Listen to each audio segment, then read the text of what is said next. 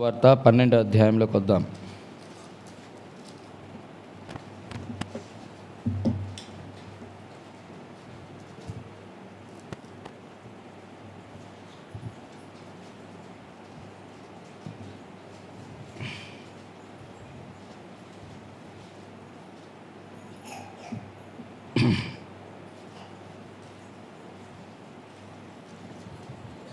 యోహాను సువార్త 12వ అధ్యాయం.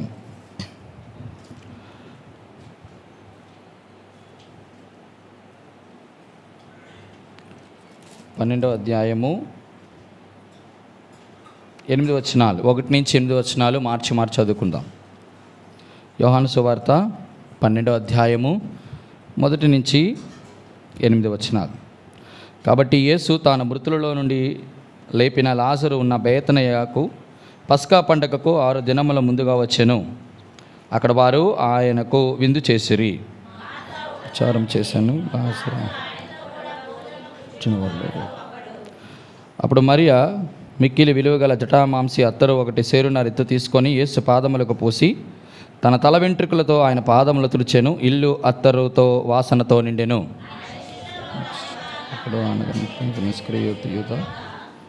ఈ అత్తరు ఎందుకు 300 దేనారములకు అమ్మి బీదలకు ఇయ్యలేదనను. వాడు ఎలాగో చెప్పినది బీదలను శ్రద్ధ కలిగి కాదు, కానీ వాడు దొంగ ఉండి తన దగ్గర డబ్బు సంచి ఉన్నందున అందులో వేయబడింది దొంగిలించి వచ్చిన కనుక అలాగూ చెప్పాను. కాబట్టి యేసు నన్ను పాతిపెట్టు దినమునకు ఆమెను దీన్ని నుంచుకొని నీడి బీదలు ఎల్లప్పుడూ మీతో కూడా ఉండురు, కానీ నేను ఎల్లప్పుడూ మీతో సాయం కొరకే చిన్న ప్రార్థన చేసుకుందాం. పరిశుద్ధులైన తండ్రి, బలపరచండి, వాడుకోండి.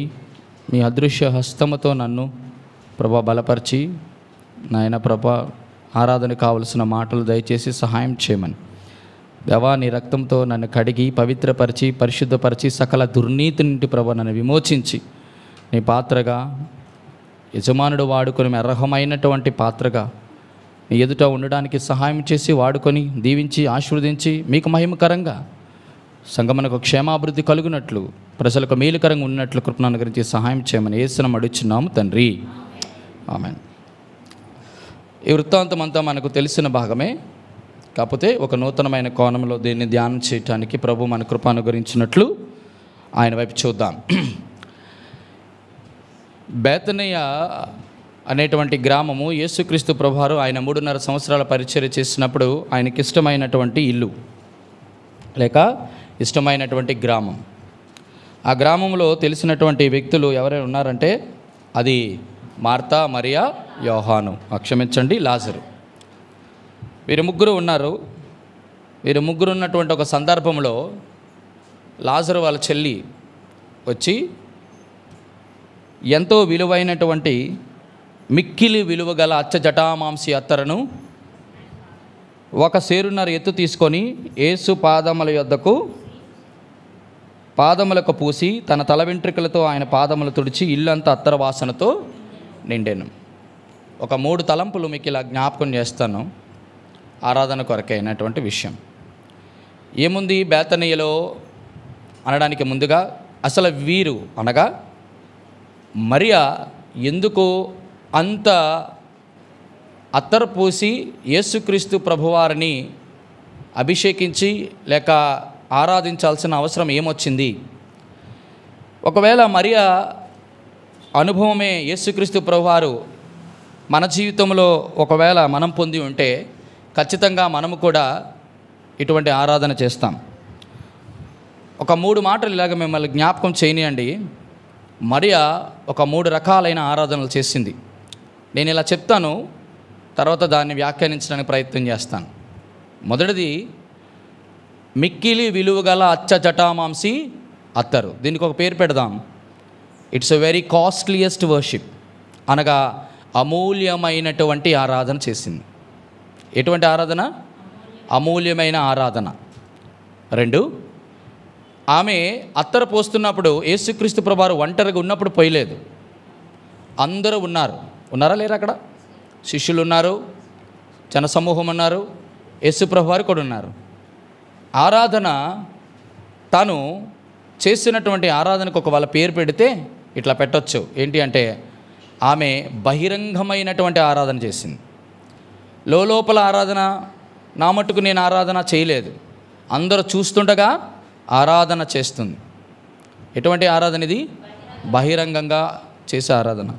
మరి అదే వచనంలో 12వ అధ్యాయంలో 7వ వచనం కూడా ఒక చక్కటి మాట ఉండేది. కాబట్టి యేసు నన్ను పాతిపెట్టు దినమునకు దాన్ని ఉంచుకొననీడి, బీదలు ఎల్లప్పుడూ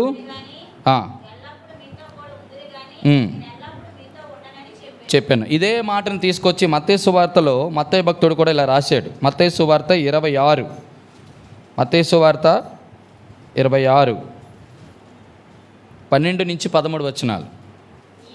ఈమె ఈ అత్తరు నా శరీరం మీద పోసి నా భూస్థాపన నిమిత్తము దీనిని చేశాను. సర్వలోకమందు ఈ సువార్త ఎక్కడ ప్రకటింపబడినో అక్కడ ఈమె చేసినది ఈమె జ్ఞాపకార్థముగా ప్రశంసింపబడిన మీతో నిశ్చయముగా చెప్పుచున్నానని అనెను. ఇది ఒక ఆరాధన. ఎటువంటి ఆరాధన అంటే సర్వలోకమందు ఈ సువార్త ఎక్కడ ప్రకటించబడుతుందో, దేని గురించి?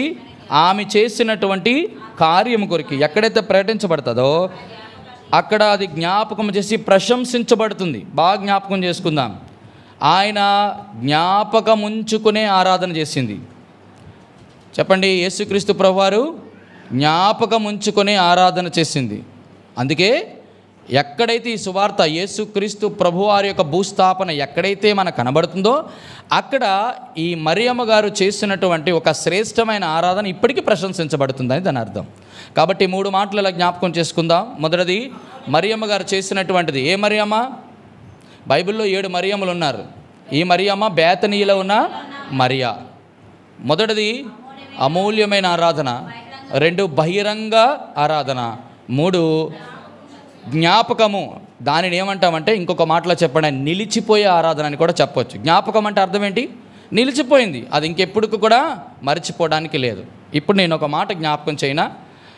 ఈ మరియమ్మ గారు లేక ఈ బేతనీలో ఉన్న మరియా ఎంతగా ఆరాధన చేయడానికి ఆమె జీవితంలో ఏం జరిగిందని, ఏమి ఒరిగిందని ఆమె ఆరాధన చేస్తుంది. ఆరాధన అనేది యేసుక్రీస్తు ప్రభువారిని 4 మాటలతో వల్లించి ఆయన స్తుతి చేయడం కాదు, కానీ అది ఖచ్చితంగా క్రయమును కోరుకుంటుంది. క్రయము లేని ఆరాధన క్రియలు లేని విశ్వాసముతో సమానం. మరొకసారి, క్రయము లేని ఆరాధన క్రియలు లేని విశ్వాసముతో సమానం. విశ్వాసం ఉంటుంది కానీ క్రియలు ఉండవు. కాబట్టి ఇటువంటి విధానంలో మనం ఆరాధన చేయకూడదు. యేసుక్రీస్తు ప్రభువారు నన్ను ఆరాధన చేస్తున్నావు, బాగానే ఉంది, నాకు గురించి ఏం క్రయం చెల్లించావని ప్రభువారు అడిగితే ఇలాగొక మాట చెప్పచ్చు. ఆరాధన అంటే గతసారి కూడా నేను జ్ఞాపకం చేశాను, దేవుని దగ్గర నుంచి ఆశించేది కాదు, దేవునికి మనం అర్పించేది. దేవుని దగ్గర నుంచి ఆశించేది కాదు, దేవునికి అర్పించేది. యేసుక్రీస్తు ప్రభువారిని మీరు బాగా గమనిస్తే నాకు బాగా సంతోషం ఇచ్చేటటువంటి ఒక చక్కటి మాట ఇందులో నేను కనుగొనడానికి ప్రయత్నం చేశాను. అదేంటంటే బేతనీలో ఉన్నటువంటి మరియా ఇచ్చినంత వరకు నాకు తెలిసి యేసుక్రీస్తు ప్రభు దగ్గరికి వచ్చిన వాళ్ళు కళ్ళు లేని వారు కళ్ళు పొందుకున్నారు. చెప్పండి, కాళ్ళు లేని వారు కాళ్ళు పొందుకున్నారు, కుంటి వాళ్ళు నడిచారు.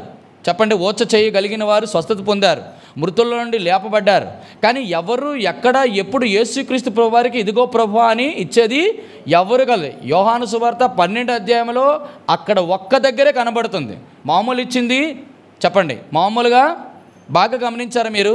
పోనీ వ్యక్తిగతంగా తను ఏమైనా పొందుకుందా మరి అంటే పొందుకోలేదు. ఎవరు పొందుకున్నారు? లాజరు తన అన్నదమ్ముడు విషయమై తన చెల్లెలు ఏం చేసింది? మిక్కిలి విలువగల అచ్చ జటామాంసి అత్తరు. ప్రియమైన వర్లారా, ఇది నేను క్యాలిక్యులేట్ చేసి ఈ అంతా పర్ఫెక్ట్గా చూస్తే, అంటే నేను క్యాలిక్యులేట్ చేయడం కాదు, ఒక గూగుల్లో నుంచి నేను సెర్చ్ చేసి మిగతా వాటిలో నుంచి నేను అనేకమైన పుస్తకాల ద్వారా ఈ యొక్క దీని వెల ఎంత అనేది చాలా సందిగ్ధం ఉండేది నాకు. ఎంతనంటే ఆ రోజులలో అనగా ఇప్పుడున్నటువంటి మన క్యాలిక్యులేషన్ ప్రకారం అట 1,90,000 రూపాయలతో ఆ యొక్క అత్తరు ఉందంట. ఎంతండి? మిక్కిలి అచ్చ జటామం ఒక సేరున్నర ఎత్తు ఎంతండి?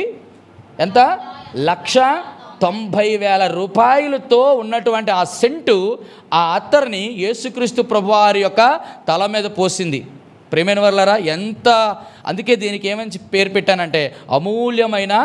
ఈరోజు మన జీవితంలో ప్రభువారిని ఆరాధించడానికి మనం ఏమైనా క్రయము చెల్లించామా? ఆయన దగ్గర మనం ఎప్పుడూ ఆశిస్తాం, కానీ మనం ప్రభుకి ఏమైనా అర్పించామా అనేది ఈరోజు ఉదయకాల సమయంలో ఆరాధన చేయబోతున్న మన జీవితాల్లో దేవుడు అడుగుతున్న ప్రశ్న. ఇప్పుడు నేను ఒక మాట అడుగుదాం. మరియమ్మ గారు, మీరు ఎందుకు యేసుక్రీస్తు ప్రభు అని ఆరాధించారు? ఎందుకు ఆరాధించడానికి కారణం? కనీసం నేను ఒక 5 కారణాలు చెప్తాను, లేకపోతే ఒక 4 కారణాలు చూసి మనం ముందుకెళ్దాం. చూడండి, ఒక చక్కటి మాట ఇలా జ్ఞాపకం చేస్తాను. చాలా చక్కటి మాట. మీరు రాసుకున్న వాళ్ళు రాసుకోనండి, కొంచెం ఆలోచన చేయగలిగిన వారు చేయండి. యోహాను సువార్త 11వ అధ్యాయంలోకి వద్దాం. 4వ వచనం చదువుదాం. యోహాను సువార్త 11వ అధ్యాయము 4వ వచనం. యేసు అది విని, ఈ వ్యాధి మరణము కొరకు వచ్చినది కాదు, కానీ దేవుని కుమారుడు దాని వలన మహిమ పరచబడినట్లు దేవుని మహిమ కొరకు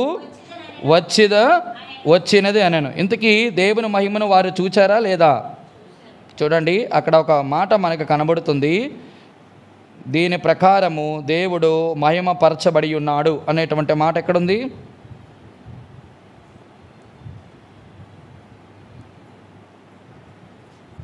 ఒక చక్కటి మాట అక్కడ కనబడుతుంది, చూడండి.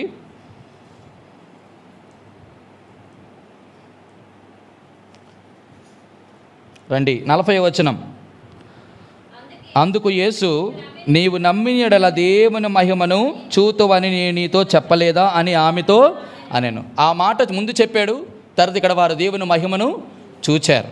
ఇక్కడ నేను ఒక మాట జ్ఞాపకం చేస్తాను. ఎందుకు బేతనీలో ఉన్న మరియమ్మ మీరు అంత కాస్ట్లీయెస్ట్ వర్షిప్ చేశారు? ఎందుకు అంత అమూల్యమైనటువంటి అత్తరుతో పూసినటువంటి ఆరాధన మీరు చేశారు అని అంటే, ఆమె చెప్పబడినటువంటి ఒక మాట ఏంటంటే, నేను దేవుని మహిమను పొందుకున్నదానను. చెప్పండి, ఇది దేవుని మహిమను పొందుకున్నటువంటి కుటుంబం ఏంటి అది. రెండవ మాట చూడండి, 11వ అధ్యాయం యోహాను సువార్త 11వ అధ్యాయం 5వ వచనం. యేసు మార్తను ఆమె సహోదరిని లాజరును ప్రేమించెను. చాలు. ఏ కుటుంబం ఇది? బేతనీలో ఉన్న కుటుంబము దేవుని మహిమను చూచిన కుటుంబం మాత్రమే కాదు, కానీ దేవుని చేత ప్రేమింపబడిన కుటుంబం. ఇది మన జీవితంలో లేదా? దేవాది దేవుని యొక్క మహిమను మనం పొందుకున్నామా లేదా? ఏ భేదము లేదు. అందరూ పాపము చేసి దేవుడు అనుగ్రహించిన మహిమను పొందలేని మన జీవితాల్లో యేసుక్రీస్తు ప్రభువారి యొక్క అతి శ్రేష్టమైన విలువైన మిక్కిలి అమూల్యమైన రక్తాన్ని నీ కొరకు నా కొరకు 2024 సంవత్సరాల క్రితం గొల్గొతా అనేటువంటి పేరు గలిచినటువంటి ఆ కల్వరి కొండలో నీ కొరకు నా కొరకు ఆయన వీపు చాళ్ళగా దున్నబడి గాయపరచబడి తన విలువైన రక్తాన్ని మన కొరకు కార్చి తన ప్రాణమును అర్పించి మన సకల దుర్నీతి నుండి మన పాపముల నిమిత్తము ఆయన చనిపోయి తిరిగి లేచి సమాధి చేయబడి తిరిగి లేచినాడు. దీని ద్వారా మనమే యోహాను సువార్త 1వ అధ్యాయం 4వ వచనంలో అంటాడు, మన పాపం మనం ఒప్పుకొనేలా ఆయన నీతిమంతుడు నమ్మదగిన వాడు కనుక మన సమస్త దుర్నీతి నుండి ఆయన మనలను పవిత్రపరచును. ఇదండి ఎంత గొప్ప దేవుడు. ఆ రోజు మరియమ్మ గారు పొందడమే కాదు, ఈరోజు దేవుని మహిమను కూడా మనం పాపం చేయడం వల్ల మహిమను కోల్పోయాం. మహిమ అంటే మీకు ఒక విషయం చెప్తాను, చాలామందికి మహిమ అంటే అర్థం కాలేదేమో. దానిని బైబిల్ గ్రంథంలో 3 చోట్ల ఒక స్పష్టమైన మాటతో రాశారు. అది నేను హెబ్రీ భాషలో నుంచి చూడడానికి ప్రయత్నించినప్పుడట, మహిమ అంటే దేవుని బరువు అని అర్థం అంట. ఏంటట?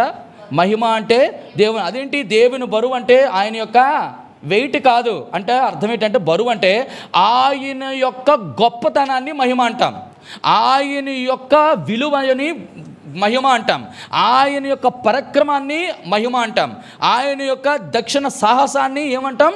మహిమ అంటాం. ఆయన మహిమలు మనకెవరికి అర్థం కాదు. అయితే ఇక్కడ చెప్పబడుతున్న మాట, బేతనీలో ఉన్నటువంటి మరియ అంతగా దేవుణ్ణి ఆరాధించడానికి కారణం ఏంటంటే తన జీవితంలో దేవుని మహిమను అనుభవించింది. రెండోది, మహిమ అనుభవించడమే కాదు కానీ ఎన్నో కుటుంబాలు ఉన్నాయి అక్కడ, కానీ యేసుక్రీస్తు ప్రభువారి యొక్క ప్రేమను ఆ కుటుంబము రుచి చూచింది. ప్రియమైన వారులారా, యేసుక్రీస్తు ప్రభువారు మనల్ని ప్రేమించడానికి కారణం ఏంటో తెలుసా? క్రీస్తు మనల్ని ప్రేమించి తన్ను తాను బలిగాను అర్పణగాను అర్పించుకొనెను మన కొరకు. ఎందుకు తను అర్పించుకున్నాడంటే తన ఎదుట పరిశుద్ధముగాను నిర్దోషమైనదిగాను మహిమగల సంఘముగాను తన ఎదుట నిలబెట్టుకోనవలనని. దీని అర్థం ఏమిటి అంటే, యేసుక్రీస్తు ప్రభు మనల్ని ప్రేమించాడు అనడానికి ఏమైనా రుజువు ఉందంటే, ప్రేమ ఎప్పుడు కూడా క్రయమును కోరుతుంది. ఆ క్రయమే యేసుక్రీస్తు ప్రభు వారి యొక్క ప్రాణం. నన్నంతగా ప్రేమించావు అన్నావు ప్రభా, నువ్వు నా కోసం ఏం చేసావు అని అడిగితే యేసుక్రీస్తు ప్రభు 2 చేతులు ఇలా చాపి ఆ శిలువ దృశ్యాన్ని మనకు చూపించినప్పుడు, దేవా ఇంతకంటే నన్ను ప్రేమించేవారు ఎవరున్నారా?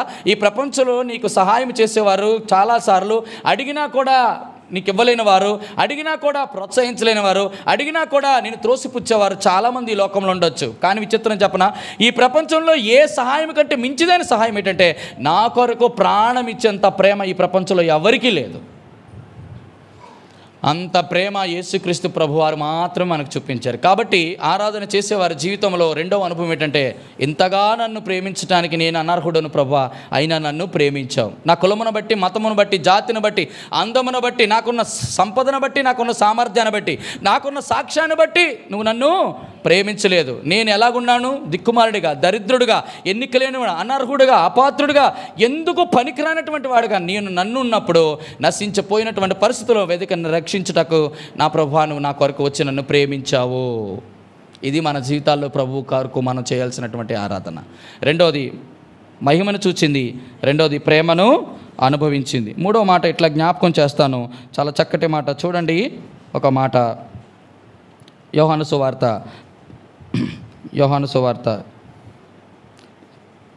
అదే 11వ అధ్యాయం 27వ వచనం చదువుతారా? 27వ వచనం. ఆమె, అవును ప్రభువా, నీవు లోకమునకు రావలసిన దేవుని కుమారుడువని క్రీస్తువని, చూడండి, దేవుని కుమారుడు అయిన క్రీస్తువని నమ్ముచున్నానని ఆయనతో చెప్పాను. క్రీస్తు అంటే అర్థం ఏంటంటే అభిషిక్తుడు, మెస్సయ్య. ఆయన కోసం వెయిట్ చేస్తున్నారు. క్రీస్తు అంటే మామూలు విషయం కాదు. యూదులలో క్రీస్తు అనేటువంటి మాట ఏంటంటే యేసుక్రీస్తు ప్రభువారి యొక్క దైవత్వాన్ని, యేసు అంటే యేసుక్రీస్తు ప్రభు యొక్క మానవత్వాన్ని బాగా గమనించండి. యేసు అంటే దేవుని యొక్క మానవత్వం, చెప్పండి. క్రీస్తు అంటే దేవుని యొక్క దైవత్వం.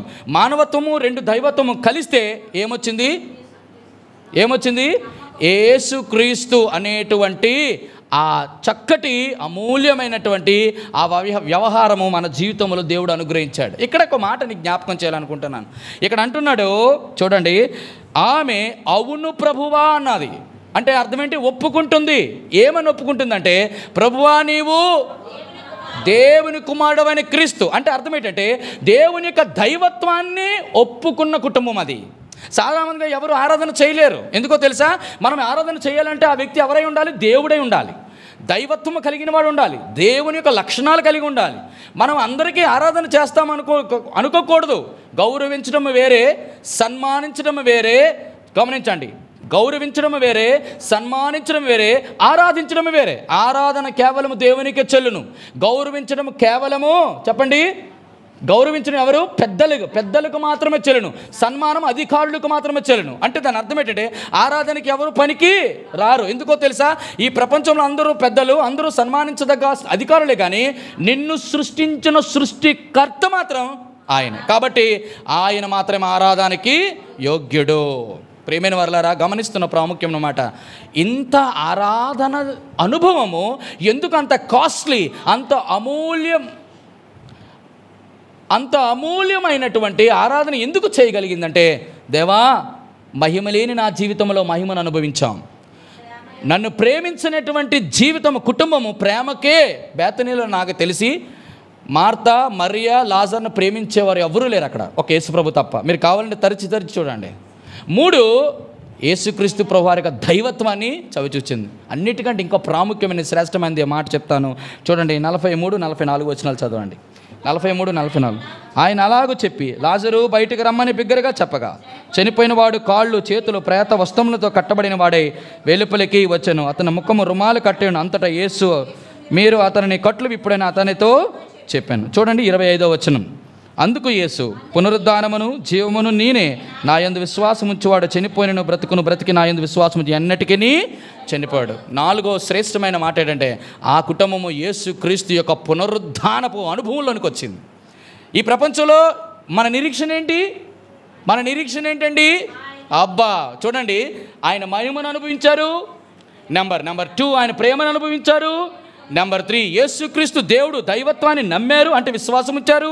4వది యేసుక్రీస్తు ప్రభువారి యొక్క పునరుద్ధానమును నిరీక్షించారు, అంటే నిరీక్షణ కలిగిన వారు. చూడండి, మహిమ, ప్రేమ, విశ్వాసము, నిరీక్షణ కలిగినటువంటి ఈ కుటుంబము కాబట్టే అక్కడ మిక్కిలి విలువ గల అచ్చ జటామాంసి అత్తరును యేసుక్రీస్తు ప్రభువారి యొక్క తల మీద వేసి ఆయన పాదాలని తల వెంట్రుకలతో తుడిచి ఆయన ఆరాధన చేస్తూ వచ్చింది. ఈరోజు నీ జీవితము, నా జీవితము ఇదే అనుభవం అయితే మనము ఖచ్చితంగా ప్రభువాన్ని ఆరాధించుదుముగాక.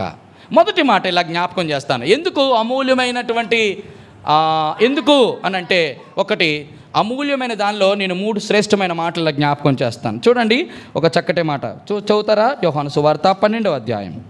యోహాను సువార్త 12వ అధ్యాయంని దగ్గరికి వద్దాం. అమూల్యమైనది అని ఎందుకు అని నేను చెప్పగలిగానంటే, చూడండి ఆ మాట. అప్పుడు మరియా, 3వ వచనం, అప్పుడు మరియా మిక్కిలి విలువ గల, చాలు ఏంటది? మిక్కిలి విలువ గల. మన ఆరాధన ఎప్పుడు కూడా విలువైనదిగా ఉండాలి దేవుని దృష్టికి. మీకు అర్థమైంది నేను చెప్పిన మాట? మన ఆరాధన ఎలా ఉండాలి? విలువ కలిగినది ఉండాలి. ఎప్పుడయ్యా నా యొక్క ఆరాధన విలువ కలిగినది అని అంటే, ఎప్పుడు బాగా గమనించండి అమ్మ, వినండి ఈ మాట, వినాలి ఈ మాట. ఎప్పుడు మన ఆరాధన దేవుని దృష్టికి విలువైనదిగా ఎంచుతామంటే, దేవుని దగ్గర నుంచి ఆశించేది తక్కువ ఉండాలి, మనం ఇచ్చేది ఎక్కువ ఉండాలి. మీకు అర్థమైంది నేను చెప్పిన మాట? దేవుని దగ్గర నుంచి ఆశించేది తక్కువ ఉండాలి, దేవునికి అర్పించేది ఎక్కువ ఉండాలి. ఈరోజు ప్రభువారు నిన్ను, నన్ను, అందరినీ అడిగేది ఏంటి? మీరు మిగతా వాళ్ళకి ఈ దేవుడు అంటే ఈ దేవుడు అని ఎందుకన్నానంటే, కంపేర్ చేయకపోతే ఆ యొక్క తారతమ్యం, వ్యత్యాసం, ఆ భేదం మనకు తెలియదు. నా యేసుక్రీస్తు ప్రభువారిని ఎందుకు అంతగా మనం ఆరాధించాలంటే, దేవా, ప్రపంచంలో దేవుళ్ళుగా, దేవతలుగా పిలబడుతున్న వారు ఎవరైనా నాకు ఇది తీసుకురా, నాకు అది తీసుకురా, నాకు అక్కడికి రా, నాకు ఇక్కడికి రా, నువ్వు అది చెయ్యి, నువ్వు ఇది చెయ్యి అంటారు. కానీ యేసుక్రీస్తు ప్రభువారు అడిగినది కేవలం ఒకటే, నీ హృదయం. ఈ ప్రపంచంలో దేవా, ఈ ప్రపంచంలో మీరు అడగవచ్చు, ఈ ప్రపంచంలో మానవుడు ఏది ఇవ్వడానికైనా సిద్ధపడతాడు, తన హృదయాన్ని ఇవ్వడానికి మాత్రం సిద్ధపడలేడు. ఎందుకు దేవుడు దానిని అడిగాడంటే, మొట్టమొదటిది మానవుని యొక్క నిస్సాయ స్థితిని దేవుడు జ్ఞాపకం చేసుకొని అంటున్నాడు, నీ హృదయం ఎటువంటిదో నేను జ్ఞాపకం చేస్తే నువ్వు గుండి పగిలి చనిపోతావు, కాబట్టి ఆ హృదయాన్ని నాకీ అంటున్నాడు దేవుడు. ఎటువంటిది హృదయం? మనందరికీ తెలుసు, హృదయం అన్నిటికంటే ఘోరమైన అటువంటి వ్యాధి కలిగినటువంటి ఆ హృదయాన్ని దేవుడు స్వస్థపరచాలి. కాబట్టి ప్రియమైన వాళ్ళరా, ఎంత అమూల్యమైనటువంటి ఆరాధన అంటే, మొట్టమొదటిది మరియమ్మ గారు అర్పించేటటువంటిది, అనగా అమూల్యమైనది కాబట్టి, అంటే ఆర్థిక పరమైనటువంటిది దేవాది దేవుడికి ఇచ్చింది. ఆర్థిక పరం అంటే విలువైనది దేవునికి ఇచ్చింది, అది మన జ్ఞాపకం చేయాలి. అందుకే ఇది అమూల్యమైన ఆరాధన. రెండో మాట చూస్తాం, చూడండి 12వ అధ్యాయం, సమయం లేదు, చూడండి ఈ మాట తీసుకుందాం, చదువుతాం, కంటిన్యూ చేయండి. అత్తరు ఒక సేరున రెత్తు తీసుకొని యేసు పాదములకు పూసి తన తల వెంట్రుకలతో ఆయన పాదములను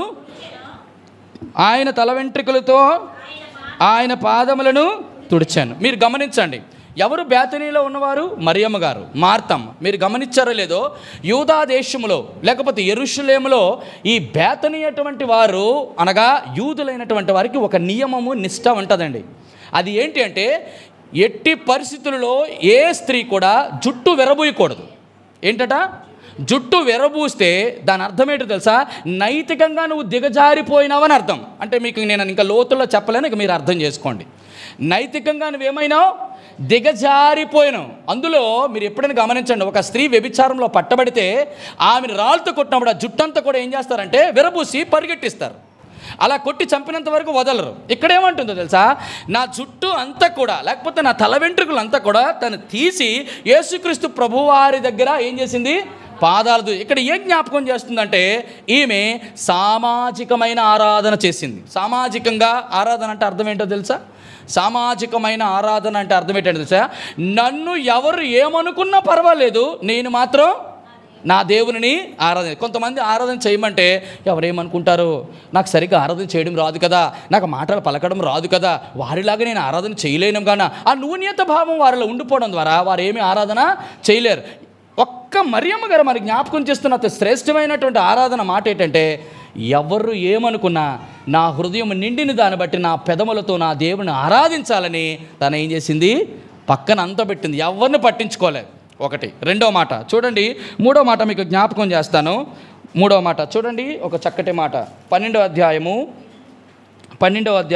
4వ వచనం. ఆయన శిష్యులలో ఒకడు, అనగా ఆయన అప్పగింపని ఇస్కరియోతు యూదా, ఈ అత్తరెందుకు 300 దేనారములకు అమ్మి బీదలకు ఇవ్వవలెను. వాడు ఇలాగ చెప్పేది ఆమె బీద మీద శ్రద్ధ కలిగి కాదు. వాడి దొంగ ఉండి తన దగ్గరే ఉండి సంచి ఉండినందున అందులో వేయబడిన దొంగిలించుచూ వచ్చిన కనుక ఆయన ఇలాగూ. ఎవరండి ఆమె చేస్తున్న ఆరాధన కించపరిచిన వారు అంటే బయట వాళ్ళు కాదు, తన శిష్యుడు ఇస్కరియోతు యూదా. వాడే మంచివాడు అంటే వాడు దొంగ అంట. అటువంటి వాడు ఏం చేస్తున్నాడు? చేసిన ఆరాధనని ఏం చేయాలా? అయ్యో నా ప్రభు వారికి చేసింది కదా, ఇచ్చింది కదా అనుకోకుండా మళ్ళీ దాని అపహాస్యమునకు గురైంది. మీకు ఒక అర్థమవుతుంది ఇక్కడ చేసినటువంటి ఒక అమూల్యమైన ఆరాధన. ఎందుకన్నానంటే ఇది ఆర్థికపరమైన ఆరాధన, అంటే అర్పించే ఆరాధన. రెండోది ఏ ఆరాధన అంటే ఎవరు ఏమనుకున్నా పర్వాలేదు. ఇక్కడ ఏమన్నాడు? ఎవరు ఏడ్ చేశారు? యూదా అపహసించాడు, అవమానించాడు అని కూడా అనొచ్చు. ఏమనొచ్చు? ఎవరి అవమానించినా, ప్రభా నీ శిష్యులే అవమానించినా నేను మాత్రం నా ప్రార్థన నేను క్షమించాను, నా ఆరాధన నేను చేయకుండా ఉండను. అబ్బా ఎంత గొప్ప! ఎప్పుడు ఎందుకు ఇంత ఎందుకు అమూల్యమైనది అయిందంటే తన మహిమను తలుచుకుంది, తన ప్రేమను తలుచుకుంది, తన విశ్వాసాన్ని, దైవత్వాన్ని తలుచుకుంది, తన పునరుద్ధాన శక్తి, నిరీక్షణను తలుచుకుంది. ఎంత గొప్ప విశ్వాసం ఇచ్చావయ్యా, ఎంత గొప్ప నిరీక్షణ ఇచ్చావయ్యా, ఇంతగా నన్ను ప్రేమించావయ్యా, ఇంతగా నన్ను మహిమపరిచావయ్యా దేవా, నేను నీకు ఇస్తుంది ఎంత మాత్రం. చాలామంది అక్కడ ఉన్నటువంటి వారు అపహసించి ఉండవచ్చు, అయినా కూడా లెక్క చేయలేదు. ఎంతమంది ఏదేమనుకున్నా ఆర్థికపరమైన, ఎందుకు 300 దేనారములతో ఉన్నటువంటి ఆర్థికపరమైనది కాదా అంటే దేవుని నుంచి ఆశించేదానికంటే చేసేది ఎక్కువ. ఇది అర్పించే ఆరాధన. అపహాసింపబడినప్పటికీ కూడా ఆయన ఏం చేసింది? ఆరాధించుతూ వచ్చింది. రెండవ మాట మేము చేస్తాను. చూడండి, మొదటిది అమూల్యమైన ఆరాధనలో నేను 3 విషయాలు చెప్పాను. ఇప్పుడు బహిరంగమైన ఆరాధన. బహిరంగంగా ఎందుకు ఆరాధన చేసింది? ఎలా చేసాం మనం? ఇక్కడ ఎలా గుర్తించాం బహిరంగ ఆరాధన చేసిందంటే అక్కడున్న వారందరూ కూడా 3 విషయాలు చెప్పను. అక్కడ మొట్టమొదటిది, అక్కడ అందరూ కూడా ఉన్నారు, శిష్యులు, జనాలు, యేసుప్రభు అందరూ ఉన్నారు. మొదటిది మనుషులు ఉన్నారు. రెండోది ఏముందంటే తెలుసా, అక్కడ జనములు ఉండడం మాత్రమే కాదు, కానీ ఈమె చేస్తున్నటువంటి కార్యాన్ని చూస్తున్నారు. జనాలు ఉండడం వేరే, ఈమె చేస్తున్న కార్యము అంటే ఇక్కడ అందరూ చూసేవాళ్ళు కానీ చేసేవారు ఎవరు లేరు. ఇక్కడ ఒక మరియమ్మ గారు చూస్తున్నాం. మూడోది ఏంటో తెలుసా, ఇక్కడ అద్భుతమైన, ఎప్పుడైతే అత్త జటామాంసి ఆమెకి పాదాలుగా పూసిందో ఇల్లు అంతా ఏమైపోయింది? అత్తర వాసనతో. అది వరకు ఆ ఇల్లు ఎప్పుడు కంపుతోనే ఉండేది. అంత అత్తరతో ఉన్నటువంటి వ్యవహారము అంటే అక్కడ జనాలందరూ ఏం పీల్చినారు? సువాసనను పీల్చారు. అది వరకు అంత సువాసన ఎవరు పీల్చలేదు. ఇది బహిరంగమైనటువంటి ఆరాధన. ఇప్పుడు ఒక మాట, మనం ప్రభువుని ఆరాధన చేస్తున్నప్పుడు మన ఆరాధన ఎప్పుడు కూడా దేవునికి ఇంపైన సువాసనగా ఉండాలని కోరుకుంటాడు. ఇంపైన సువాసన అంటే ఎప్పుడు ఉంటుంది? అది ఇంపైన సువాసన ఎప్పుడు? అది పగలగొట్టి ఏం చేయాలా? వీళ్ళంతా కూడా వెదజల్లాలి. అంటే అర్థం ఏంటి? ఏది పగలగొట్టాలి? అత్తర బుడ్డి అంటే ఏది పగలగొట్టాలి? హృదయం అనేటువంటి బుడ్డిని పగలగొట్టి ఆ హృదయంలో ఉన్నటువంటి అత్తరేంటి చెప్పండి? యేసుక్రీస్తు ప్రభువారు నీ నా జీవితంలో ఇది పగిలితే ఇక్కడి నుంచి మనకు కన్నీళ్ళు వస్తాయి. అదే శ్రేష్టమైన అత్తరు. ఆ అత్తరికి ఆయనను ఆఘ్రానించి ఆయన తట్టుకోలేడు. అంత గొప్ప దేవుడు అండి దేవుడు. ఈరోజు మన జీవితాల్లో ఎవరు చూస్తున్నారో అని కాదు, కానీ మరియమ్మ గారు చెప్తుంది, నేను బహిరంగమైన సువార్త ఎవరేమనుకున్నా నాకు పర్వాలేదు, జనాలు ఎంతమంది ఉన్నా పర్వాలేదు, నేను ఏం ఆరాధన చేస్తున్నా ఎంతమంది చూసినా పర్వాలేదు, నేను మాత్రం చెప్పండి నా అత్తర బుడ్డిని పగలగొట్టి దేవుని కొరకు శ్రేష్టమైనటువంటి అత్తరతో ఆయన ఆరాధిస్తాను. ఇది బహిరంగమైన ఆరాధన. మూడోది నేను చెప్పాను, నిలిచిపోయే ఆరాధన. ఇది నిలిచిపోయే ఆరాధన సాక్ష్యంతో కూడుకున్నది. మన ఆరాధనలు ఎప్పుడు కూడా ఎలాగుండాలా? సాక్ష్యంతో కూడా. ఇక్కడ యేసుక్రీస్తు ప్రభువు అన్నారు, ఈ సువార్త ఎక్కడైతే ప్రకటించబడుతుందో, ఏ సువార్త?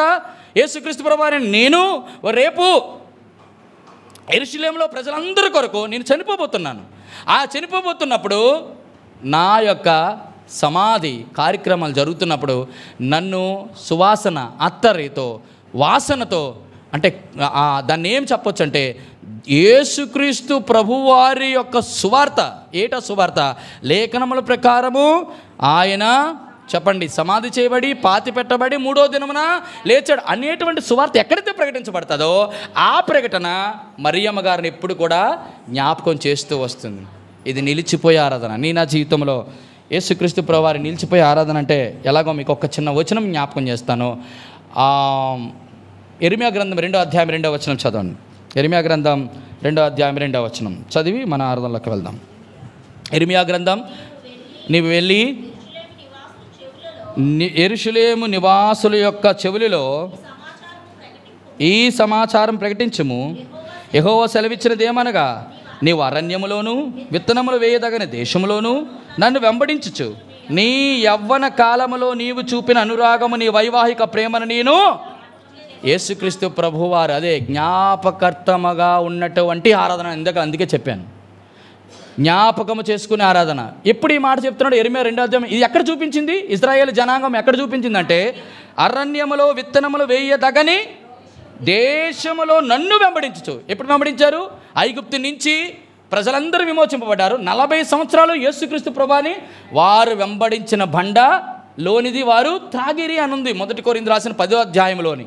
అంటే దాని అర్థం ఏంటంటే, అరణ్యంలో ఉన్నప్పుడు ఎండ, వేడిమి, చలి, గాలి, తుఫాన్లు ఉన్నప్పుడు యేసుక్రీస్తు ప్రభువారు అంటున్నాడు, నీ యవ్వన కాలంలో నీవు నా యెడల చూపిన వైవాహిక ప్రేమను నేను ఇప్పటికీ కూడా జ్ఞాపకము, ఆ ప్రేమను, ఇజ్రాయేలు ప్రేమను జ్ఞాపకం చేసుకున్న దేవుడు ఈరోజు నీ నా ఆరాధన జ్ఞాపకం చేసుకోడా? నీ నా యొక్క అర్పణను జ్ఞాపకం చేసుకోడా? అట్టి రీతిగా దేవుడిని మనమందరము ఆరాధించినట్లు దేవుడు తన కృప అనుగ్రహించి నడిపించును గాక. ఆమేన్. రండి.